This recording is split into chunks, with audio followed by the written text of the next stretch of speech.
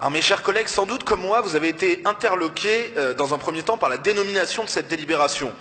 Déploiement de la garde régionale des lycées. En voilà un terme martial. La garde régionale des lycées, voilà que l'on s'imaginerait presque des hommes en armes, que dis-je, en armure, devant les établissements de notre région.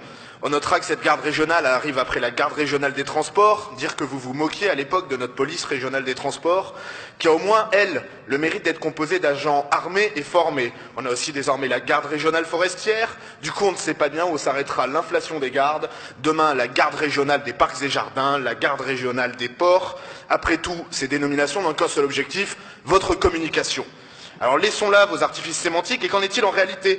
Votre délibération nous propose de renforcer le dispositif des médiateurs autour des lycées.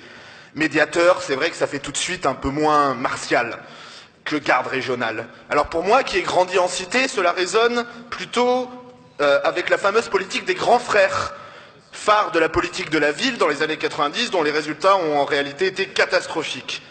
D'ailleurs, en matière de résultats, laissez-moi vous dire que nous sommes toujours dans l'expectative concernant ces médiateurs. On nous évoque les fameuses fiches d'ambiance, devenant parfois fiches d'alerte et des résultats positifs. Peut-être, je n'en sais rien, car malgré nos demandes récurrentes, nous n'avons jamais pu avoir accès à ces fiches, ni à la moindre statistique. En commission, Madame Robineau nous a expliqué que c'était parce que les fiches n'étaient pas anonymes. Nous sommes en 2018, il n'est pas extrêmement difficile d'anonymiser un document. Nous demander de valider ici le lancement d'un appel à projet de cette ampleur sans le moindre élément concret sur l'impact de la démarche, c'est un peu court. D'autant que nous avions ici même déjà, par le passé, évoqué nos profondes réserves quant à la capacité de médiateur, au mieux, en cours de formation, vous parlez vous-même de médiateur apprenti, à réagir aux difficultés que vous listez vous-même, errance, actes d'incivilité, conduite à risque, consommation de stupéfiants, délinquance, phénomène de radicalisation. Vous proposez même d'ailleurs d'aller plus loin en proposant, je cite, de renforcer ce dispositif de médiation par la création d'équipes mobiles de professionnels confirmés. Alors des gens qui patrouillent en équipe mobile de professionnels confirmés, qui font du renseignement, de la prévention, de la dissuasion et qui chassent les délinquants, ça existe, ça s'appelle des policiers.